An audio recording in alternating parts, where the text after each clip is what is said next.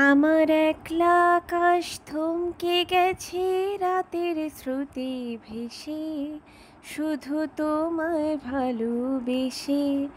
আমার দিনগুলি সব রং চিনেছে তোমার কাছে এসে, শুধু তোমায় ভালোবেসে।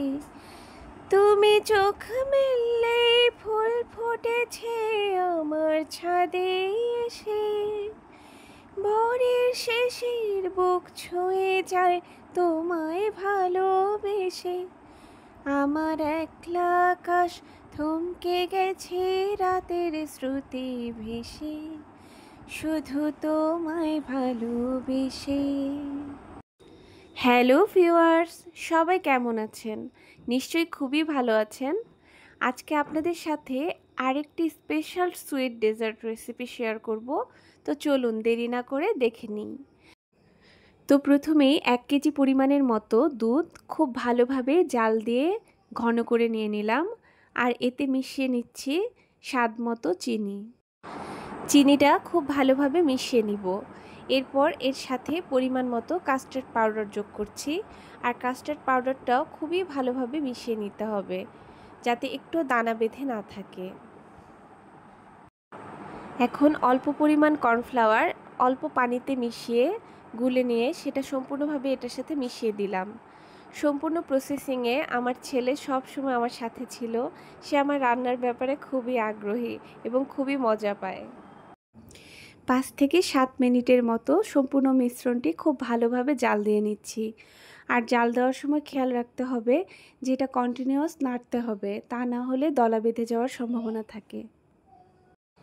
এখন পুডিংটা যে আকৃতি দিতে চান আপনার মনের মতো যে কোনো একটা বাটি খুব ভালোভাবে পরিষ্কার করে ধুয়ে নিতে হবে, এবং এর মাঝে গরম গরম অবস্থায় থাকতেই সম্পূর্ণ মিশ্রণটা ঢেলে নিতে হবে। সম্পূর্ণ মিশ্রণটি বাটির কানায় কানায় পরিপূর্ণভাবে দিয়ে নিলাম। ঠিক এইভাবে যদি ফিল আপ করা হয় তাহলে পুডিংয়ের লুকসটা অনেক ভালো আসে। প্রায় 1 ঘন্টার মতো এটা ঠান্ডা হওয়ার জন্য রেখে দিয়েছিলাম। দেখুন এত সুন্দরভাবে জমে গেছে। এখন পুডিংটা খুব কেয়ারফুলি সুন্দরভাবে মোল্ড আউট করে নেওয়ার জন্য চারপাশে চাকু দিয়ে একটু আলগা করে নিচ্ছি।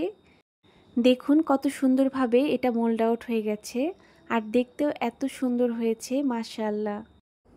এটা লুকস আরও আকর্ষণীয় করার জন্য এর উপরে আস্তে আস্তে কিছু পরিমাণ গুঁড়ো দুধ ছিটিয়ে দিচ্ছি।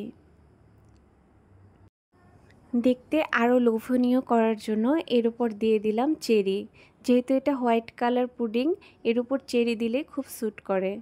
আর কিছু পরিমাণ চেরি কুচি কুচি করে নিয়ে সম্পূর্ণ পুডিংয়ের উপরে ছিটিয়ে দিলাম।